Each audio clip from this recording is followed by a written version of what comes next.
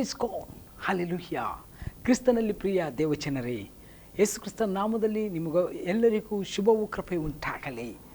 ಒಳ್ಳೆ ಕುರುಬ ಕಾರ್ಯಕ್ರಮಕ್ಕೆ ಮತ್ತೊಮ್ಮೆ ನಿಮ್ಮನ್ನು ಆಧಾರದ ಹೃತ್ಪೂರ್ವಕ ಸ್ವಾಗತ. ಅಷ್ಟೆಲ್ಲ ಒಳ್ಳೆ ಕುರುಬ ಈ ಕಾರ್ಯಕ್ರಮವನ್ನು ನೀವು ನೋಡ್ತಾ ಇದ್ದೀರಿ. ದೇವರು ನಿಮ್ಮನ್ನು ಆಶೀರ್ವದಿಸ್ತಾ ಇದ್ದಾನೆ, ಶುಭವಾಗಿ ನಡೆಸ್ತಾ ಇದ್ದಾನೆ. ಆತನ ದಯೆ, ಕರುಣೆ, ಆತನ ಕೃಪೆ, ಆತನ ವಾಕ್ಯ, ಆತನ ಆಶೀರ್ವಾದ, ವಾಗ್ದಾನ, ಆತನ ಅದ್ಭುತಗಳು, ಆತನಲ್ಲಿ ನೀವು ನೆಲೆಗೊಂಡು ಕಾಣುವಂಥ ಎಲ್ಲ ದೈವಿಕವಾದಂಥ ಮಹಿಮೆ ನೀವು ನೋಡ್ತಾ ಇದ್ದೀರಿ. ಆ ದೇವರು ನಿಮ್ಮನ್ನು ಮಹಿಮೆಗೆ ನಡೆಸಲಿ. ಅಷ್ಟೆಲ್ಲ ಆತನ ನೆಲೆಗೊಳ್ಳುವುದೇ ಅದು ಅದ್ಭುತ, ಆತನಲ್ಲಿ ಇರುವುದೇ ಆಶೀರ್ವಾದ, ಆತನನ್ನು ಕೊಂಡಾಡುವುದೇ ಮಹಿಮೆಯ ಕಾರ್ಯ. ಆ ದೇವರ ನಾಮಕ್ಕೆ ಸ್ತೋತ್ರವಾಗಲಿ. ನೀವು ಎಂದೆಂದಿಗೂ ಆತನನ್ನು ಸ್ತುತಿಸುತ್ತಾ, ಆತನ ಮಾಡಿದ ಉಪಕಾರಗಳನ್ನು ನೆನೆಸುತ್ತಾ ಜೀವಿಸ್ತಾ ಇದ್ದೀರಿ, ಆತನಿಗೆ ಸಾಕ್ಷಿ ಕೊಡ್ತಾ ಇದ್ದೀರಿ. ದೇವರು ನಿಮ್ಮನ್ನು ಬಲವಾಗಿಯೂ ಶಕ್ತವಾಗಿ ಉಪಯೋಗಿಸಿ ಆಶೀರ್ವದಿಸ್ತಾನೆ. ಇವತ್ತಿನ ವಾಕ್ಯ ಭಕ್ತಿಯ ವೇಷ.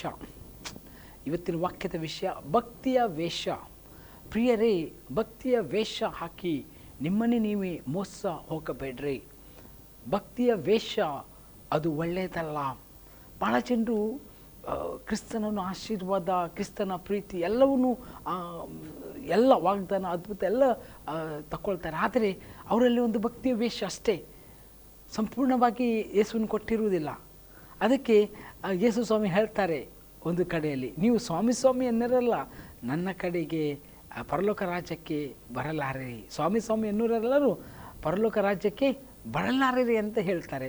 ಅದಕ್ಕೆ ಅದು ಕಾರಣ ಇಷ್ಟೇ, ಅವರು ಭಕ್ತಿಯ ವೇಷ ಹಾಕಿದ್ದಾರೆ. ಈಗ ಆ ಸಂದೇಶಕ್ಕೆ ಹೋಗುವ ಒಂದು ಪ್ರಾರ್ಥನೆ ಮಾಡಿ. ತಂದೆ, ನಿನಗೆ ಸ್ತೋತ್ರವಾಗಲಿ. ಮಾತನಾಡುವ ಸಂದೇಶವು ಕರ್ತನ ನಿನ್ನ ಚಿತ್ತಾನುಸಾರವಾಗಿರಲಿ. ಪವಿತ್ರಾತ್ಮ ದೇವ, ನಮ್ಮನ್ನು ಸಹಾಯ ಮಾಡು. ನಿನ್ನ ಮಹಿಮೆ, ನಿನ್ನ ತೇಜಸ್ಸು, ನಿನ್ನ ಕರುಣೆ, ನಿನ್ನ ನೀತಿ, ನಿನ್ನ ದಯೆ ನಮ್ಮ ಮೇಲೆ ಇಳಿದು ಬರಲಿ. ನಾವು ಪ್ರಾರ್ಥಿಸುವ ಅಥವಾ ನಾವು ಬೇಡುವ ಪ್ರತಿಯೊಂದು ಸಂಗತಿಗೆ ನೀನು ಜಯ ಕೊಡ್ತೀವಿ ಅಪ್ಪ. ಹೌದು ಸ್ವಾಮಿ, ಕೇಳುವ ಪ್ರತಿಯೊಬ್ಬರಲ್ಲಿ ಒಂದು ಭಕ್ತಿಯ ಉಜ್ಜೀವನಕ್ಕೆ, ಅದೇ ರೀತಿಯಾಗಿ ಕರ್ತನ ನಿನ್ನ ರಾಜನೀತಿಯನ್ನು ಪ್ರಸಾರಿಸುವುದಕ್ಕಾಗಿ, ನಿನ್ನಲ್ಲಿ ಇನ್ನು ಹೆಚ್ಚಿನ ಆಶೀರ್ವಾದ ಹೊಂದಿಕೊಳ್ಳುವುದಕ್ಕಾಗಿ, ಬಿಡುಗಡೆ ಹೊಂದಿಕೊಳ್ಳುವುದಕ್ಕಾಗಿ ದೊಡ್ಡ ಸಹಾಯ ಮಾಡು ಅಪ್ಪ. ಪವಿತ್ರಾತ್ಮ ದೇವ, ಮಾತನಾಡುವ ಪ್ರತಿಯೊಂದು ಮಾತುಗಳಿಂದಾಗಿ ಮಾರ್ಪಡಿಸು. ನಿನ್ನ ಜ್ಞಾನ, ನಿನ್ನ ಸಹಾಯ ಕೊಟ್ಟು ನಡೆಸು. ಯೇಸುವಿನ ನಾಮದಲ್ಲಿ ಬೇಡಿದ ಜೀವ ತಂದೆ, ಆಮೇನ್. Praise God. ಇವತ್ತು ನಾನು ಓದುವಂಥ ವಾಕ್ಯ 2 ತಿಮೋತಿ 3ನೇ ಅಧ್ಯಾಯ ವಚನ 5 ಓದ್ತೀನಿ. 2 ತಿಮೋತಿ 3ನೇ ಅಧ್ಯಾಯ ವಚನ 5. ದೇವರನ್ನು ಪ್ರೀತಿಸದೆ ಭೋಗಗಳನ್ನೇ ಪ್ರೀತಿಸುವವರು ಭಕ್ತಿಯ ವೇಷವಿದ್ದು ಅದರ ಬಲವನ್ನು ಬೇಡವನ್ನುವವರು ಆಗಿರುವ ಇಂಥವರ ಸಹವಾಸವನ್ನು ಮಾಡದಿರು. ಇಲ್ಲಿ ತಿಮೋತಿಗೆ ಹೇಳ್ತಾ ಇದ್ದಾನೆ ಪೌಲನು. ಏನು ಹೇಳ್ತಾನೆ? ದೇವರನ್ನು ಪ್ರೀತಿಸದೆ ಭೋಗಗಳನ್ನೇ ಪ್ರೀತಿಸುವವರು, ಭಕ್ತಿಯ ವೇಷವಿದೆ, ಅದರ ಬಲ ಬೇಡವೆನ್ನುವವರು ಆಗಿರುವರು, ಇಂಥವರ ಸಹವಾಸವನ್ನು ಮಾಡದಿರು. ದೇವರನ್ನು ಪ್ರೀತಿಸದವರು ನೋಡಿ, ಇಲ್ಲಿ ಹೇಳ್ತಾ ಇದ್ದಾರೆ ದೇವರು, ಅಥವಾ ವಾಕ್ಯ ಹೇಳ್ತಾ ಇದೆ, ಪೌಲನು ಹೇಳ್ತಾ ಇದ್ದಾನೆ. ಕೊನೆಯ ಕಾಲದಲ್ಲಿ ಇಂಥವರು ಬರ್ತಾರೆ, ದೇವರನ್ನು ಪ್ರೀತಿಸದೇ ಇರ್ತಾರೆ. ಅವರು ದೇವರ ವಾಕ್ಯವನ್ನು ಕೊಡ್ತಾ ಇರ್ತಾರೆ, ದೇವರನ್ನು ಅವರು ಗೌರವಿಸುವುದಿಲ್ಲ, ಆದರೆ ದೇವರ ರಾಜ್ಯದಲ್ಲೇ ಇರ್ತಾರೆ ಅಂತ ಹೇಳೋದು. ಮತ್ತು ಯೇಸುವಿನ ಮಾರ್ಗವನ್ನು ನಡೆಯುವುದಿಲ್ಲ. ಅನ್ಯಾಯ, ಭ್ರಷ್ಟಾಚಾರ, ಅನೀತಿ, ಸರಾಯಿ, ಅದು ಇದು ಎಲ್ಲ ಪಾಪಗಳನ್ನು ಮಾಡ್ತಾ ಇರ್ತಾರೆ, ಆದರೆ ಯೇಸುವಿನ ಸುವಾರ್ತೆಯನ್ನು ಕೊಡ್ತಾ ಇರ್ತಾನೆ. ಇವರು ದೇವರನ್ನು ಪ್ರೀತಿಸುವುದಿಲ್ಲ, ಆದರೆ ಭೋಗಗಳನ್ನೇ ಪ್ರೀತಿಸುವವರು. ಭೋಗ ಅಂದರೆ ಆಸ್ತಿ, ಐಶ್ವರ್ಯ, ದೇವರ ನಾಮ ಹೇಳಿ ಜನರನ್ನು ಮಂಕು ಮಾಡಿ, ಅವರಿಂದ ಸುಲಿಗೆ ಮಾಡಿ, ಅವರನ್ನು ನರಕಕ್ಕೆ ಗಳಿಸಿ, ಇವರು ಕೂಡ ನರಕಕ್ಕೆ ಹೋಗುವರು. ಆಯಿತಾ? ಭೋಗಗಳನ್ನೇ ಪ್ರೀತಿಸ್ತಾರೆ. ಲೋಕ, ಆಸ್ತಿ, ಹಣ, ಐಶ್ವರ್ಯ, ಭೋಗ, ಶರೀರದ ಭೋಗಗಳು, ಏನೆಲ್ಲ ಭೋಗಗಳಿದೆ ಅದೆಲ್ಲವನ್ನು ಅನುಭವಿಸುವವರು. ಭಕ್ತಿಯ ವೇಷ, ಭಾಳ ಭಕ್ತಿಯಾಗಿ ತೋರಿಸ್ಕೊಳ್ತಾರೆ. ಭಕ್ತಿ ಅಂದರೆ ಭಕ್ತಿಯ ವೇಷವನ್ನು ಹಾಕಿಕೊಂಡಿರ್ತಾರೆ. ಇದಕ್ಕೆ ಯೇಸು ಸ್ವಾಮಿ ಕೂಡ ಒಂದು ಕಡೆಯಲ್ಲಿ ಹೇಳ್ತಾರೆ, ಅದನ್ನು ವಚನ ನಾನು ತೆಗಿತೀನಿ. ಮ್ಯಾಥ್ಯೂ 7:15 ಅಂತ, ಮೆತ್ತಾಯ 7:10 ವಚನ. ನಾನು ನೆಕ್ಸ್ಟ್ ಮಾತನಾಡ್ತೀನಿ. ಭಕ್ತಿಯ ವೇಷ, ಅವ್ರ ಹತ್ರ ಹೋದ್ರೂ ನಮ್ಗೆ ಭಕ್ತಿ ಬರಬೇಕು, ಆ ರೀತಿ ಭಕ್ತಿಯ ವೇಷ ಇರ್ತದೆ. ಅವ್ರ ಹತ್ರ ಹೋಗುವಾಗ ಒಂದು ರೀತಿಯ ಭಯಂಕರ ಒಂದು ಭಕ್ತಿ ಅನಾಯಿಂಟಿಂಗ್, ಹೊರಗಿನ ತೋರಿಕೆ ಎಲ್ಲ ಇರ್ತದೆ. ಹೊರಗೆ ನೋಡುವಾಗ ಅವರೆಲ್ಲರೂ ಭಕ್ತಿವಂತರು, ದೇವರಲ್ಲಿ ಭಯಪಡುವರು, ಆದರೆ ಅದು ಭಕ್ತಿಯ ವೇಷ ಅಂತ ಹೇಳ್ತಾರೆ. ಅಂಥವರ ಮುಂದೆ ಹೇಳ್ತದೆ, ಅದರ ಬಲವನ್ನು ಬೇಡವೆನ್ನುವವರು ಆಗಿರುವವರು, ಅಂದರೆ ದೇವರ ಫಲವನ್ನು ಬೇಡವೆನ್ನುವ ಆಗಿರುವವರ ಇಂಥವರ ಸಹವಾಸ ಮಾಡದಿರು. ದೇವರು ನಮಗೆ ಎಚ್ಚರಿಕೆ ಕೊಡ್ತಾ ಇದ್ದಾನೆ, ಇವರಿಂದ ನೀ ದೂರ ಇರು, ಇಂಥವರ ಸಹವಾಸ ಮಾಡಬೇಡಿ. ಇಂಥವರ ಸಹವಾಸ ಮಾಡಿದರೆ ಏನಾಗ್ತದೆ, ನಮ್ಮ ಕಂಪ್ಲೀಟ್ ರಕ್ಷಣೆಯನ್ನು ಕಳ್ಕೊಳ್ಬೇಕಾಗ್ತದೆ, ದೇವರ ರಾಜ್ಯವನ್ನು ಕಳ್ಕೊಳ್ಬೇಕಾಗ್ತದೆ. ಅವರಾಗಿ ಪರಲೋಕಕ್ಕೆ ಹೋಗುವುದಿಲ್ಲ, ಹೋಗುವವರಿಗೂ ಬಿಡುವುದಿಲ್ಲ. ಅವರಾಗಿ ಹೋಗುವುದಿಲ್ಲ, ಹೋಗುವವರಿಗೂ ಬಿಡುವುದಿಲ್ಲ. ಇದರ ಅರ್ಥ ನಿಮ್ಗೆ ಆಗ್ತಾ ಇದೆ, ನಾನು ನೆನೆಸ್ಕೊಳ್ತಾ ಇದ್ದೇನೆ. ಅಲ್ಲಿ ಹೇಳ್ತಾ ಇದೆ, ದೇವರನ್ನು ಪ್ರೀತಿಸದೆ ಭೋಗಗಳನ್ನೇ ಪ್ರೀತಿಸುವವರು. ನೋಡಿ ಬೇಕಾದ್ರೆ ಇವತ್ತಿನ ಸಂದೇಶಗಳು, ಅವಾಗ ನಿಮ್ಗೆ ಅರ್ಥ ಆಗ್ತದೆ ಇವರು ಯಾವ ರೀತಿ ಸಂದೇಶಗಳನ್ನು ಕೊಡ್ತಾ ಇದ್ದಾರೆ. ಅವರ ಸಂದೇಶದಲ್ಲೇ ಅರ್ಥ ಆಗ್ತದೆ ಇವರು ದೇವರ ಮಕ್ಕಳ, ದೇವರ ರಾಜ್ಯ ವಿಷಯದಲ್ಲಿ ಮಾತಾಡ್ತಾ ಇದ್ದಾರೆ, ಭೋಗಗಳ ವಿಷಯದಲ್ಲಿ ಮಾತಾಡ್ತಾ ಇದ್ದಾರೆ. ಇವರ ಭಕ್ತಿ ಏನು ಅಷ್ಟೇ ಅಲ್ಲ, ಅಲ್ಲಿ ಹೇಳ್ತಾನೆ ದೇವರ ಬಲವನ್ನು ಬೇಡವೆನ್ನುವರು. ಇಂಥವರ ಸಹವಾಸ ಮಾಡಬೇಡ್ರಿ ಅಂತ ದೇವರು ವಾಕ್ಯದ ಮುಖಾಂತರ ಪೌಲನಿಗೂ ತಿಮೋತಿಗೆ ಹೇಳಿದಂತೆ ನನಗೂ ನಿನಗೆ ಹೇಳ್ತಾ ಇದ್ದಾರೆ. ಕೊನೆಯ ಕಾಲವಾಗಿದೆ, ಭಾಳ ಜನರು ರಕ್ಷಣೆಗೆ ಬರ್ತಾರೆ, ಪಾಪ ಗೊತ್ತಿರುವುದಿಲ್ಲ, ಯಾರ್ಯಾರ ಹಿಂದೆ ಹೋಗ್ತಾರೆ. ಆದರೆ ಒಂದು ಮಾತ್ರ, ನೀವು ನಿಮ್ಮ ವಿಷಯದಲ್ಲಿ ಯಾವಾಗಲೂ ಎಚ್ಚರಿಕೆಯಿಂದಿರಬೇಕು. ಅಷ್ಟೇ ಅಲ್ಲ, ನೀವು ದೇವರ ವಾಕ್ಯವನ್ನು ಧ್ಯಾನ ಮಾಡುತ್ತಾ ದೇವರ ಆತ್ಮನಲ್ಲಿ ಬೇಡ್ತಾ ಇರಬೇಕು. ದೇವರೇ, ನಾನು ಹೋಗುವ ಸಭೆ, ನಾನು ಇರುವ ಜಾಗ, ನಾನು ಹೋಗುವ ಸ್ನೇಹಿತರು, ನಾನು ನಡೆದಾಡುವ ಸಂಗತಿಗಳು, ನಾನು ಮಾಡುವ ಕಾರ್ಯ ನಿನಗೆ ಮೆಚ್ಚುಗೆಯಾಗಿದೆಯೋ ಇಲ್ಲವೋ ಅನ್ನು ಹೇಳುವಂತೆ ಅದನ್ನು ಪರೀಕ್ಷಿಸಿಕೊಂಡವನಾಗಿರಬೇಕು. ಅದು ಮೆಚ್ಚುಗೆಯಾದ ರೀತಿಯಲ್ಲಿ ಇರಬೇಕು. ಇಲ್ಲವಾದರೆ ದೇವರಿಗೆ ನಮ್ಮ ಅವಶ್ಯಕತೆ ಇಲ್ಲ, ನಮಗೆ ದೇವರ ಅವಶ್ಯಕತೆ ಇದೆ. ಒಂದು ದಿನ ದೇವರ ಮುಂದೆ ನಿಂತುಕೊಂಡು ಲೆಕ್ಕ ಕೊಡುವಾಗ ಖಂಡಿತವಾಗಿ ನಾಚಿಕೆಗೆ ಗುರಿಯಾಗಬಹುದು. ನೋಡಿ, ಮತ್ತಾಯ ವೇಷವನ್ನು ಹಾಕುವವರಿಗೆ ನಾವು ಏನು ಹೇಳಲಿಕ್ಕಾಗಲ್ಲ. ಅವರು ತಮ್ಮ ಏನು ಹೇಳ್ತಾರೆ, ಅಂತ್ಯವನ್ನು ಅವರೇ ಹೇಳ್ಕೊಂಡಿದ್ದಾರೆ, ಏನು ನಮಗೆ ನರಕ ಬೇಕು ಅಂತ. ಆದರೆ ನಾವು ಎಚ್ಚರಿಕೆಯಿಂದ ಇರಬೇಕು. ಅವರು ಹೋಗ್ತಾರೆ, ಭೋಗಗಳನ್ನು ಆಸೆ ಪಡ್ತಾರೆ, ಭೋಗಗಳನ್ನು, ಐಶ್ವರ್ಯವನ್ನು, ಲೋಕವನ್ನು ಎಂಜಾಯ್ ಮಾಡ್ತಾರೆ, ನಂತರ ಅವ್ರು ಹೋಗ್ತಾರೆ ನರಕಕ್ಕೆ, ಅವರಿಗೆ ತೊಂದರೆ ಇಲ್ಲ. ಆದರೆ ನೀನು ನಾನು ಸತ್ಯ ದೇವರನ್ನು ಹಿಂಬಾಲಿಸಿ ನಿಜವಾಗಿ ಭಯಭಕ್ತಿ ಅಂತ ಹೇಳಿಕೊಂಡು ನಾನು ಹೋಗಿ ನರಕದಲ್ಲಿ ಹೋಗುವುದು. ಅದಕ್ಕೆ ನಿಮ್ಮ ಜ್ಞಾನವನ್ನು ಪ್ರತಿನಿತ್ಯ ಉಪಯೋಗಿಸಿರಿ. ದೇವರ ಆತ್ಮನ ಸಹಾಯವನ್ನು ಪ್ರತಿನಿತ್ಯ ಬೇಡಿಕೊಳ್ಳ್ರಿ. ಯಾಕಂದರೆ ನಿಮಗೆ ಪರಲೋಕ ಹೋಗಲಿಕ್ಕಿದೆ. ಇದು ಶಾಶ್ವತ ಜಾಗ ಅಲ್ಲ. ಇಲ್ಲಿ ದೊಡ್ಡ ಸಂಖ್ಯೆ ಮಾಡುವುದು ಶಾಶ್ವತ ಜಾಗ ಅಲ್ಲ. ನನ್ನ ಚರ್ಚ್ ದೊಡ್ಡದಿದೆ, ನನ್ನ ಅಸೆಂಬ್ಲಿ ದೊಡ್ಡದಿದೆ, ನಮ್ಮ ಸಭೆ ದೊಡ್ಡದಿದೆ, ನಮ್ಮ ಸಂಸ್ಥೆಗಳು ದೊಡ್ಡದಿದೆ, ನಮ್ಮದು ಇಂಟರ್ನ್ಯಾಷನಲ್ಲು ಯಾವುದು ನಡೆಯಲ್ಲ. ನಮ್ಮದು ಕೋಟಿಗಟ್ಟಲೆ ಜನ ಅಲ್ಲ, ಕೋಟಿಗಟ್ಟಲೆ ಜನಸಂಖ್ಯೆಯಲ್ಲಿ ಎಷ್ಟು ಜನರು ದೇವರ ಕಡೆಗೆ ಹೋಗ್ತಾರೆ? ಕೋಟಿಗಟ್ಟಲೆ ಇರುವವರು ಎಷ್ಟು ಜನ ದೇವರಲ್ಲಿ ಇದ್ದಾರೆ? ಕೋಟಿಗಟ್ಟಲೆ ಇರುವ ಜನರು ದೇವರನ್ನು ಹೇಗೆ ಆರಾಧಿಸ್ತಾರೆ? ಕೋಟಿಗಟ್ಟಲೆ ಇರುವ ಜನರು ಅವರ ಜೀವಿತ ಹೇಗಿದೆ? ಕೋಟಿಗಟ್ಟಲೆ ಇರುವ ಜನರಲ್ಲಿ ಯಾವ ಕಾರ್ಯಗಳು ಇವೆ? ಪವಿತ್ರಾತ್ಮನ ಕಾರ್ಯಗಳು, ಲೋಕದ ಕಾರ್ಯಗಳು. ಕೋಟಿಗಟ್ಟಲೆ ಇರುವ ಜನರು ಅವರ ಪವಿತ್ರ ಜೀವಿತ ಹೇಗಿದೆ? ಇದೆಲ್ಲ ಇಂಪಾರ್ಟೆಂಟ್ ಆಗ್ತದೆ, ಆಯಿತಾ?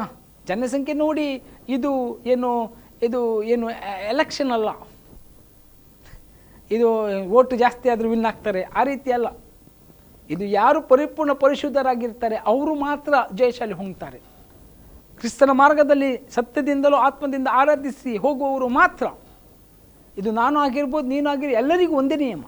ಓಕೆ, ಇಲ್ಲಿ ನೋಡಿ 7ನೇ ಅಧ್ಯಾಯದಲ್ಲಿ 15ನೇ ವಚನ ಏನು ಹೇಳ್ತದೆ? ಸುಳ್ಳು ಪ್ರವಾದಿಗಳ ವಿಷಯದಲ್ಲಿ ಎಚ್ಚರವಾಗಿರಿ. ಅವರು ಕುರುವೇಷ ಹಾಕಿಕೊಂಡು ನಿಮ್ಮ ಬಳಿಗೆ ಬರುತ್ತಾರೆ, ಆದರೆ ಒಳಗೆ ನೋಡಿದರೆ ಅವರು ಹಿಡುಕೊಂಡು ಹೋಗುವ ತೋಳಗಳೇ. ಅವಾಗ ಯಾರಂತ ಅರ್ಥ ಮಾಡ್ಕೊಳ್ಬೇಕು? ಇವ್ರು ನೀನು ಇರುವ ಜಾಗ ತೋಳಗಳ ಜೊತೆಯಲ್ಲಿದ್ದೇವಾ, ಕುರಿಗಳ ಜೊತೆಯಲ್ಲಿದ್ದೇವಾ? ಕುರಿಗಳು ಮೃದು ಸ್ವಭಾವ, ತೋಳಗಳ ಸ್ವಭಾವ ಗೊತ್ತಾಗ್ತದೆ. ಆವಾಗಲೇ ನೀವು ಎಚ್ಚರಿಕೆ ಉಳ್ಳವರಾಗಿರಬೇಕು. ನಾನು ತುಂಬ ಜನ ವಿಶ್ವಾಸಿಗಳು ಹೇಳುವಂಥದ್ದು ಎಚ್ಚರಿಕೆಯಾಗಿರಿ, ಆದರೆ ಕೇಳಲ್ಲ, ಎಲ್ಲ ಹೋಗ್ತಾರೆ. ನಂತರ ಪೆಟ್ಟು ಬೀಳ್ತದೆ. ನಂತರ ಅಯ್ಯೋ ಸೇವಕರೇ, ನೀವು ಹೇಳಿದ್ರಿ ಹೀಗಾಯಿತು. ಹೌದು, ಈಗ ನಿಮಗೆ ಪಶ್ಚಾತ್ತಾಪ ಬಂದಿರ್ಬೋದು, ಗೊತ್ತಾಗಿರ್ಬೋದು, ಆದರೆ ನೀವು ವೇಸ್ಟ್ ಮಾಡಿದ ಸಮಯ. ನೀವು ಇಷ್ಟರೊಳಗೆ ನೀವು ಸೇವಕರಾಗಬೇಕಾಗಿತ್ತು. ಇಷ್ಟರೊಳಗೆ ನೀವು ದೇವರ ರಾಜ್ಯದಲ್ಲಿ ಬಹಳ ಆತ್ಮಗಳು ಗೆದ್ದುಕೊಳ್ಬೇಕಿತ್ತು. ಅವರು ನಿಮ್ಮನ್ನು ಟೈಮ್ ಪಾಸ್ ಮಾಡ್ತಾ ಇದ್ರು. ನೀವು ಅವರ ಷಡ್ಯಂತ್ರಕ್ಕೆ, ಅವರ ಕುತಂತ್ರಕ್ಕೆ, ಅವರ ಕೆಟ್ಟ ಆಲೋಚನೆಗೆ ನೀವು ಒಳಗೆ ಹಾಕಿ ದೇವರ ರಾಜ್ಯದಲ್ಲಿ ಅವು ಬಹಳ ಫಲವನ್ನು ಕೊಡದೆ ಇರುವಂತೆ ಮಾಡಿದರು. ದೇವರಿಗೆ ಸ್ತೋತ್ರ. ಕೊನೆ ಪಕ್ಷ ನಿಮಗೆ ಈವಾಗಲೂ ಅರ್ಥ ಆಯ್ತಲ್ಲ ಅಂಥೇಳಿ. ಆದರೆ ನಿಮ್ಮ ಆತ್ಮಗಳ ರಕ್ಷಣೆ ಮಾಡಿಕೊಳ್ಳುವುದು ವೆರಿ ಇಂಪಾರ್ಟೆಂಟ್. ಎಚ್ಚರವಾಗಿರ್ರಿ. ನೋಡಿ, ಅಲ್ಲಿ ಯೆಶಾಯ 29ನೇ ಅಧ್ಯಾಯದಲ್ಲಿ 13ನೇ ವಚನ ಓದಿಕೊಳ್ತೇನೆ. ಯೆಹೋವನು, ಈ ಜನರು ಮಾತಿನಿಂದ ನನ್ನನ್ನು ಸಮೀಪಿಸಿ ತುಟಿಗಳಿಂದ ನನ್ನನ್ನು ಸನ್ಮಾನಿಸುತ್ತಾರೆ, ಮನಸ್ಸನ್ನು ದೂರ ಮಾಡಿಕೊಂಡು ಬಾಯಿಪಾಠವಾಗಿ ಕಲಿಸಿರುವ ಮನುಷ್ಯರ ಆಜ್ಞೆಗೆ ಸರಿಯಾಗಿ ಭಯಭಕ್ತಿಯನ್ನು ಮಾತ್ರ ನನ್ನಲ್ಲಿಟ್ಟಿದ್ದಾರೆ. ನೋಡಿದ್ರ, ದೇವರು ಇದು ಯಾಕೆ ದೇವರು ಹೇಳ್ತಾ ಇದ್ದಾರೆ? ದೇವರು ಹೃದಯವನ್ನು ಬಲ್ಲವನು. ಇಲ್ಲಿ ಹೇಳ್ತಾ ಇದ್ದಾರೆ, ಈ ಜನರು ಮಾತಿನಿಂದ ನನ್ನನ್ನು ಸಮೀಪಿಸಿ ತುಟಿಯಿಂದ ನನ್ನನ್ನು ಸನ್ಮಾನಿಸ್ತಾರೆ. ಇವರು ಖಾಲಿ ತುಟಿ. ಭಾಳ ಜನರಲ್ಲಿ ನನಗಿಂತ ಚೆನ್ನಾಗಿ ವಾಕ್ಯ ಮಾತನಾಡೋರು ಇರ್ತಾರೆ. ಯಾವ ಅಧ್ಯಾಯ, ಯಾವ ವಚನ ಅದು ಪಟ ಹೇಳ್ತಾರೆ. ಕ್ರಿಸ್ತೇಸುವಿನ ಪ್ರಭುದ ಐಶ್ವರ್ಯಕ್ಕೆ ತಕ್ಕ ಹಾಗೆ ನನ್ನೆಲ್ಲ ಕೊರತೆಗಳು ನೀಗಲ್ಪಟ್ಟಿದೆ. ವಾಕ್ಯಗಳು ಗೊತ್ತು, ಯಾವ ವಚನ ಅಂತ ಗೊತ್ತು, ಎಲ್ಲ ಗೊತ್ತು. ತುಟಿಯಿಂದ ಅವರು ಸನ್ಮಾನಿಸ್ತಾರೆ, ಮತ್ತು ಬಾಯಿಂದ ಪಾಯಪಾಠ ಮಾಡ್ತಾರೆ. ಆದರೆ ಅವರ ಮನಸ್ಸು ಹೃದಯ ನನ್ನಿಂದ ದೂರವಾಗಿದೆ. ಇದು ದೇವರ ವೇದನೆ. ದೇವರು ಪ್ರವಾದಿಗೆ ಹೇಳ್ತಾ ಇದ್ದಾರೆ. ದೇವರ ವೇದನೆ, ದೇವರ ದುಃಖ, ಅದು ಸೇವಕರು ಇವತ್ತು ನನ್ನ ಮುಖಾಂತರ ನಿಮಗೆ ಹೇಳ್ತಾ ಇದ್ದಾರೆ. ನೀನು ಅಂಥ ಜಾಗದಲ್ಲಿ ಇದ್ದರೆ ಸರಿಪಡಿಸಿಕೋ. ಕ್ರಿಸ್ತೇಸುವಿನ ಮನಸ್ಸು ನಮ್ಮಲ್ಲಿ ಪ್ರತಿಯೊಬ್ಬರಿಗೆ ಬರಬೇಕು. ಕ್ರಿಸ್ತೇಸುವಿನಲ್ಲಿದ್ದಂತಹ ದೇವರ ಪ್ರೀತಿ ನನ್ನಲ್ಲಿ ನಿನ್ನಲ್ಲಿ ಉಂಟಾಗಬೇಕು ಅಂತ ದೇವರು ಬಯಸ್ತಾರೆ. ಇಲ್ಲಿ ಈ ಜನರು ಮಾತಿನಿಂದ ನನ್ನನ್ನು ಸಮೀಪಿಸಿ ತುಟಿಯಿಂದ ನನ್ನನ್ನು ಸನ್ಮಾನಿಸುತ್ತಾರೆ. ತುಟಿಯಿಂದ ಮಾತ್ರ, ಕಾರ್ಯ ಇಲ್ಲ, ನ್ಯಾಯ ಇಲ್ಲ, ನೀತಿ ಸಂಗತಿ ಇಲ್ಲ, ಪವಿತ್ರತೆ ಇಲ್ಲ. ಮನಸ್ಸನ್ನು ದೂರ ಮಾಡಿಕೊಂಡು ಬಾಯಿಪಾಠವಾಗಿ ಕಲಿಸಿರುವ ಮನುಷ್ಯರ ಆಜ್ಞೆಗೆ ಸರಿಯಾಗಿ ಭಯಭಕ್ತಿಯನ್ನು ಮಾತ್ರ ನನ್ನಲ್ಲಿಟ್ಟಿದ್ದಾರೆ. ಮನುಷ್ಯರ ಆಜ್ಞೆಗೆ 1 ಗಂಟೆ ಕೆಲವರು ಬರುವುದು, ನಿತ್ಕೊ ಮಾಡುವುದು, ಹೋಗುದು, ಆಲಯಕ್ಕೆ ಅಷ್ಟೇ. ನಾನು ಬಂದಿದ್ದೇನೆ, ನಾನು ನಿಯಮವನ್ನು ಪಾಲಿಸಿದ್ದೇನೆ, ನಾನು ಮೆಂಬರ್ ಆಗಿದ್ದೇನೆ, ಚರ್ಚಿನ ಮೆಂಬರ್. ಇದು ಸರಿಯಾ? ನಾನು ಹೋಗ್ತೇನೆ, ನನ್ನ ದೇವರೇ ನನ್ನನ್ನು ಕ್ಷಮಿಸು ಅಷ್ಟೇ, ಮತ್ತು ಉಳಿದವರು ಏನಾಗಲಿ ನನಗೆ ಗೊತ್ತಿಲ್ಲ. ಇದು ಅನ್ಯರು ಕೂಡ ಮಾಡ್ತಾರೆ. ಅವರ ಭಕ್ತಿಗೂ ನಮ್ಮ ಭಕ್ತಿಗೆ ಏನು ವ್ಯತ್ಯಾಸವಾಯಿತು? ಭಕ್ತಿಯ ವೇಷ ಮಾತ್ರ ಇರಬಾರದು. ಭಕ್ತಿಯ ವೇಷ ಹಾಕಿಕೊಂಡರೆ ನಿನಗೆ ನೀನು ನಷ್ಟಪಡಿಸ್ಕೊಳ್ತಿ. ಭಕ್ತಿಯ ವೇಷ ನಾನು ಹಾಕಿಕೊಂಡ್ರೆ ನನಗೆ ನಾನು ನಷ್ಟಪಡಿಸ್ಕೊಳ್ತೇನೆ. ಕೆಲವು ಸೇವಕರು ಭಕ್ತಿಯ ವೇಷ ಹಾಕಿಕೊಂಡು, ಕುರಿ ವೇಷ ಹಾಕಿಕೊಂಡು ಜನರನ್ನು ನಾಶನಕ್ಕೆ ನಡೆಸ್ತಾರೆ. ಆದರೆ ಆ ಸೇವಕರಿಗೆ ಅಥವಾ ಆ ಒಂದು ಗುಂಪುಗಳಿಗೆ, ಆ ಒಂದು ಯಾವರೇ ಇರಬಹುದು ವ್ಯಕ್ತಿಗೆ, ನಿನ್ನನ್ನೇ ನೀನು ನಾಶಪಡಿಸ್ಕೊಳ್ತಾ ಇದ್ದಿ. ನೀನು ಸುಲಭ ಅಂತ ಎನಿಸ್ಕೊಳ್ಬೇಡ. ಸೈತನ ಮಂಕು ಮಾಡ್ತಾ ಇದ್ದ ನಿನ್ನನ್ನು ಕೂಡ. ಯಾಕೆ? ನರಕ ಸಾಧಾರಣ ಜಾಗ ಅಲ್ಲ. ಅಲ್ಲಿ ಸೈತನ ನಿಮ್ಮನ್ನು ಪ್ರೀತಿಸ್ತಾನಂತ ಎನಿಸ್ಕೊಳ್ಬೇಡ್ರಿ. ಅದು ವೇದನೆ, ಮಹಾವೇದನೆ, ಹಲ್ಲು ಕಡಿಯೋಣವಾಗುವಂಥ ಜಾಗ. ಕಟ್ಟನೆ ಕಡಿದ್ರು ಅಲ್ಲಿಂದ ಬರಲಿಕ್ಕಾಗದಂಥ ಸ್ಥಳಕ್ಕೆ ಮೋಸ ಮಾಡಿ. ಅಂದರೆ ಇದು ನಾನು ಏನು ಹೇಳಲಿಕ್ಕೆ ಇಷ್ಟಪಡ್ತೇನೆ, ಭಕ್ತಿಯ ವೇಷ ಹಾಕಿಕೊಂಡು ಇರುವುದು. ನಾನು ಬಹಳ ಜನರು ನೋಡಿದ್ದೇನೆ, ತಮ್ಮ ಹೆಣ್ಣು ಮಗಳಿಗೆ, ಗಂಡು ಮಗನಿಗೆ ಮದುವೆ ಆಗಬೇಕಾದ್ರೆ ಅಯ್ಯೋ ಎಷ್ಟು ಬೇಕಾದರೆ ಸೇವೆಗೆ, ಪ್ರಾರ್ಥನೆಗೆ ಎಲ್ಲ ಬರ್ತಾರೆ. ಮತ್ತೆ ಭಕ್ತಿ, ಫುಲ್ಲು ಭಕ್ತಿ. ಆಯಿತಾ? ಎಲ್ಲ ಸೇವಕರಿಗೂ ಅಥವಾ ಇವರಿಗೆ ಗೊತ್ತಿರ್ತದೆ. ಏನು ಮಾಡು ಮತ್ತೆ ಏನು ಹೇಳಲಿಕ್ಕಾಗ್ತದೆ ಇವರಿಗೆ? ಭಕ್ತಿ ವೇಷ. ಮದುವೆ ಆಗೋ ತನಕ ಭಕ್ತಿ, ಅವ್ರಿಗೆ ಮದುವೆ ಮತ್ತು ಆ ಮದುವೆ ಆದ ಮೇಲೆ ಅವರ ಕಥೆನೇ ಬೇರೆ. ಮನೇಲಿ ಜಗಳ, ಹೊಡೆದಾಟ, ಏನಿದು? ಕೆಲವರಂತೂ ಸರಾಯಿ ಕುಡಿಯುವಂಥದ್ದು ಭಕ್ತಿ ವೇಷ. ಎಲ್ಲರೂ ಹೇಳುದ ಇವರು ಒಳ್ಳೆದಿದ್ರು, ಇವರು ಯೇಸು ಅಂತಿದ್ರು, ಈಗ ಯಾಕೆ? ದೇವರೇ, ನಿನ್ನ ಕಾರ್ಯದಿಂದ, ನಿನ್ನ ಕೆಟ್ಟತನದಿಂದ ದೇವರ ನಾಮ ಹಾಳಾಗ್ತಾ ಇದೆ, ದೇವರಿಗೆ ದೋಷಣೆ ಆಗ್ತಾ ಇದೆ, ದೇವರ ಮಹಾಪರಿಶುದ್ಧ ಹೆಸರು ಹಾಳಾಗ್ತಿದೆ. ಅದಕ್ಕೆ ತಂದೆಯ ದೇವರು ಪ್ರವಾದಿಯ ಮುಖಾಂತರ ಹೇಳ್ತಾ ಇದ್ದೀನಿ, ಇವ್ರ ತುತ್ತಿಗಳಿಂದ ಬಾಯಿಂದ ಸನ್ಮಾನಿಸ್ತಾರೆ, ಮಾತನಾಡ್ತಾರೆ, ಬಾಯಿ ಪಾಠ ಮಾಡಿದಂತಹ ಮನುಷ್ಯರ ಆಜ್ಞೆಗಳನ್ನು ಕೈಗೊಳ್ತಾರೆ, ಆದರೆ ಇವರ ಮನಸ್ಸು, ಇವರ ಹೃದಯ ನನ್ನಿಂದ ದೂರವಿದೆ ಅಂತ ಇಸ್ರೇಲ್ ಜನರಿಗೆ ಹೇಳುವಂಥದ್ದು. ಪ್ರಿಯರೇ, ನಾವು ಹಾಗಿರಬಾರದು. ಆ ಜನರಂತೆ ನಾವು ಆಗಿರಬಾರದು. ನಾವು ದೇವರ ವಾಕ್ಯಾನುಸಾರವಾಗಿ ಆತನಲ್ಲಿ ಬಹಳ ಭಯಭಕ್ತಿ ಉಳ್ಳವರಾಗಿರಬೇಕು. ನೋಡಿ, ಯೆಶಾಯ 48ರಲ್ಲಿ 1ನೇ ವಚನವನ್ನು ಓದ್ತೇನೆ. ಯೆಶಾಯ 48:1 ಬಹಳ ಮುಖ್ಯವಾದದ್ದು. ಇಸ್ರೇಲ್ ಎಂಬ ಹೆಸರಿನವರು, ಯೆಹೂದ ವಂಶೋತ್ಪತ್ತನವರು ಆದ ಯಾಕೋಬ್ ಮನೆತನದವರೇ, ನೀವು ಯೆಹೋವನ ನಾಮದ ಮೇಲೆ ಆಣೆಯಿಟ್ಟು ಇಸ್ರೇಲಿನ ದೇವರನ್ನು ಸ್ಮರಿಸುತ್ತೀರಿ, ನಿಜ.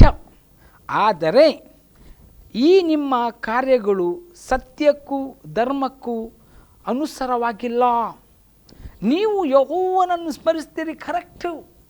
ಇಸ್ರೇಲ್ ವಂಶಸ್ಥರೇ, ಇಸ್ರೇಲ್ನೆಂಬ ಹೆಸರು ಇಟ್ಟುಕೊಂಡವರೇ, ಕ್ರಿಶ್ಚಿಯನ್ಸ್ ಅಂತ ಹೆಸರು ಇಟ್ಕೊಂಡವರೇ, ಯೆಹೂದ ವಂಶದವರೇ, ಯೇಸುವಿನ ಮಕ್ಕಳಂತೆ ಎನಿಸ್ಕೊಂಡವರೇ, ಯಾಕೋಬ್ ಮನೆತನದವರೇ, ಸಭೆಗೆ ಸಂಬಂಧಪಟ್ಟವರೇ, ನೀವು ದೇವರನ್ನು ಸ್ಮರಿಸ್ತೀರಿ, ನಿಜ. ಆದರೆ ನಿಮ್ಮ ಕಾರ್ಯಗಳು ಸತ್ಯಕ್ಕೂ ಧರ್ಮಕ್ಕೂ ಅನುಸಾರವಾಗಿಲ್ಲ. ನಿಮ್ಮ ಕಾರ್ಯ ಸತ್ಯಕ್ಕಾಗಿಲ್ಲ, ನೀತಿಗಾಗಿ ಸರಿಯಾಗ್ತಾ ಇಲ್ಲ ಅಂತ ದೇವರು ಒತ್ತಿ ಹೇಳ್ತಾ ಇದ್ದಾನೆ. ಭಯ ಹುಟ್ಟಿಸ್ತದೆ ಈ ವಾಕ್ಯ. ಧರ್ಮ ಮತ್ತು ಸತ್ಯ ಎರಡೂ ಇಲ್ಲಂತೆ, ನಿಮ್ಮ ಕಾರ್ಯಗಳು ಇಲ್ಲ. ದೇವರು ಇಸ್ರೇಲ್ ಮಕ್ಕಳಿಗೂ, ಸಭೆಗೂ, ಸೇವಕರು ಎಲ್ಲರಿಗೂ ಎಚ್ಚರಿಸ್ತಾ ಇದ್ದಾನೆ. ಸತ್ಯಕ್ಕೂ ಧರ್ಮಕ್ಕೂ ಅನುಸಾರವಾದ ಕಾರ್ಯಗಳು ನಿಮ್ಮಲ್ಲಿ ಇಲ್ಲ. ಮನಸ್ಸು ಇಚ್ಛೆಯಂತೆ ನಡಿಬೇಡ್ರಿ ಪ್ರಿಯರೇ, ದೇವರ ವಾಕ್ಯಾನುಸಾರವಾಗಿ ನಡೆಯಿರಿ. ತಡವಾದರೂ ತಾತ್ಸಮವಾಗುವುದಿಲ್ಲ. ದೇವರು ಅದ್ಭುತ ಮಾಡೇ ಮಾಡ್ತಾನೆ, ದೇವರು ಮಹಿಮೆ ಕಾರ್ಯ ಮಾಡೇ ಮಾಡ್ತಾನೆ. ಸಭೆಯಲ್ಲಿ ಆತ್ಮಗಳು ಹೆಚ್ಚಿಸ್ತಾನೆ. ಇವರು ನೋಡಿ ಶಾರ್ಟ್ಕಟ್ ಹಿಡಿಬೇಡ್ರಿ. ಅವರು ಭಯಂಕರ ಖಾಲಿ ಏನು ಅದ್ಭುತಗಳು, ಅವು ಏನು ಪ್ರವಾದನೆಗಳು, ಖಾಲಿ ಭೋಗಗಳ ವಿಷಯದಲ್ಲಿ, ಆಶೀರ್ವಾದ ವಿಷಯದಲ್ಲಿ ಮಾತನಾಡ್ತಾರೆ. ಆತ್ಮಗಳು ಅಲ್ಲಿ ಹೋಗ್ತಾ ಇವೆ, ದೇವರೇ ನನಗೆ ಇಲ್ಲಿ ಅಂಥೇಳಿ ನೀವು ಏನು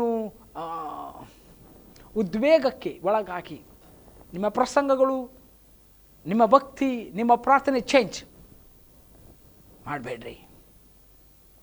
ಅದು ಸ್ಥಿರವಾಗಿ ನಿಲ್ಲುವುದಿಲ್ಲ. ಯೇಸು ಮಾತ್ರ ನಿಲ್ತಾನೆ. ಎಲ್ಲಿ ಕ್ರಿಸ್ತನ ವಾಕ್ಯ ಇಲ್ಲವೋ ಅಲ್ಲಿ ಜನರು ಅಂಕೆ ಮೀರಿ ನಡೀತಾರೆ. ಮತ್ತು ಸೇವಕರಿಗೆ ಕಂಟ್ರೋಲ್ ಮಾಡಲಿಕ್ಕೆ ಆಗಲ್ಲ. ಮತ್ತು ಏನೋ ಒಂದು ತಂಗಣ ಮಂಗಣ ಅಂತಿರಲ್ಲ, ಅದನ್ನು ಮಾಡ್ಕೊಂಡು ಹೋಗಬೇಕು. ಆದರೆ ಕ್ರಿಸ್ತನ ವಾಕ್ಯಲ್ಲಿದ್ದೇವೆ, ಜನರು ನೀತಿಯಲ್ಲಿ ನಡೀತಾರೆ. ಪ್ರವಾದನೆಯಲ್ಲಿ ದೇವರ ವಾಕ್ಯವು ಖಂಡಿಸುವುದು, ಎಚ್ಚರಿಸುವುದು, ಪ್ರೀತಿಯಿಂದ ನುಡಿಯುವಂಥದ್ದು, ಆಶೀರ್ವಾದ ಅಥವಾ ದೇವರಿಗೆ, ನೀತಿಗೆ, ನ್ಯಾಯಕ್ಕೆ, ಧರ್ಮಕ್ಕೆ, ಸರಿಯಾದ ಸತ್ಯಕ್ಕೆ ಅನುಸಾರವಾಗಿ ದೇವರ ವಾಚನ ಎಲ್ಲಿ ಬಿತ್ತಲ್ಪಡ್ತದೋ ಅಲ್ಲಿ ಜನರು ಭಯಭಕ್ತಿಯಿಂದ ನಡೀತಾರೆ. ಭಯಭಕ್ತಿಯಿಂದ ಅಲ್ಲಿ ವೇಷವಿರುವುದಿಲ್ಲ, ಭಕ್ತಿಯ ವೇಷ ಹಾಕುವುದಿಲ್ಲ. Very important. ಇವತ್ತು ನಿಮಗೆ ಹೇಳಲಿಕ್ಕೆ ಇಷ್ಟಪಡುವಂಥದ್ದು, ನಿಮ್ಮಲ್ಲಿ ಭಕ್ತಿಯ ವೇಷ ಇದ್ದರೆ ತೆಗೆದು ಬಿಸಾಡಿ. ಕೆಲವರು ಬೆಳಿಗ್ಗೆ 6 ಗಂಟೆಗೆ ಹೇಳ್ತಾರೆ. ಯಾರನ್ನು ತೋರಿಸ್ಲಿಕ್ಕೆ ಭಕ್ತಿ ಗೊತ್ತಾ? ಹೆಂಡತಿಗೆ ತೋರಿಸ್ಲಿಕ್ಕೆ, ಮಕ್ಕಳನ್ನು ತೋರಿಸ್ಲಿಕ್ಕೆ, ಜನರಿಗೆ ತೋರಿಸ್ಲಿಕ್ಕೆ ಗಟ್ಟಿ ಪ್ರಾರ್ಥನೆ ಮಾಡ್ತಾರೆ. ಆದರೆ ಇತರರಿಗೆ ತೋರಿಸ್ಲಿಕ್ಕೆ, ನಾನು ಪ್ರಾರ್ಥನೆ ಮಾಡ್ತೇನೆ, ನನ್ನ ದೇವರಲ್ಲಿ ಭಯಭಕ್ತಿ ಉಳ್ಳ ವ್ಯಕ್ತಿ, ಎಲ್ಲರೂ ಗೌರವ ಕೊಡ್ತಾರೆ, ಪ್ರಾರ್ಥನೆ ವ್ಯಕ್ತಿ, ಇವನು ಭಾರಿ ಪ್ರಾರ್ಥನೆ. ಆದರೆ ಇವನು ಒಳಗಡೆ ಇಲ್ಲ. ಅದು ಭಕ್ತಿಯ ವೇಷ. ಅದು ದೇವರು ಮೆಚ್ಚುವುದಿಲ್ಲ. ನೀನು ಜನರಿಗೆ ಮೆಚ್ಚಿಸ್ಬೋದು, ಮತ್ತೊಂದು ನಿನ್ನ ಆತ್ಮಕ್ಕೆ ನೀನು ಮೆಚ್ಚಿಸ್ತಾ ಇಲ್ಲ. ನಿನ್ನ ಶರೀರ ನಿನ್ನನ್ನು ಕಳ್ಳ ಅಂತ ಹೇಳ್ತಾ ಇದೆ, ನೀನು ಮಾಡುವಂಥದ್ದು ಸುಳ್ಳು ಅಂತ ಹೇಳ್ತಾ ಇದೆ. ನಿನ್ನ ಶರೀರ ನಿನ್ನ ಆತ್ಮವು ಹೇಳ್ತಾ ಇದೆ, ನಿನ್ನ ಭಕ್ತಿಯ ವೇಷ ಹಾಕಿಕೊಂಡು ನಿನ್ನನ್ನೇ ನೀನು ವಂಚಿಸ್ಕೊಳ್ತಾ ಇದೆಯಂತ. ಆದರೂ ಕೂಡ ಜನರಿಂದ ಜನರಿಂದ ಏನು ಬೇಕು? ನಮಗೆ ಗೌರವ ಬೇಕು.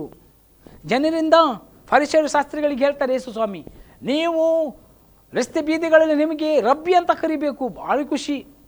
ಊಟಕ್ಕೆಲ್ಲ ಕರೆದ್ರೆ ನಿಮಗೆ ಮೊದಲ ಸ್ಥಾನ ಕೊಡಬೇಕು. ಆವಾಗ ಭಯಂಕರ.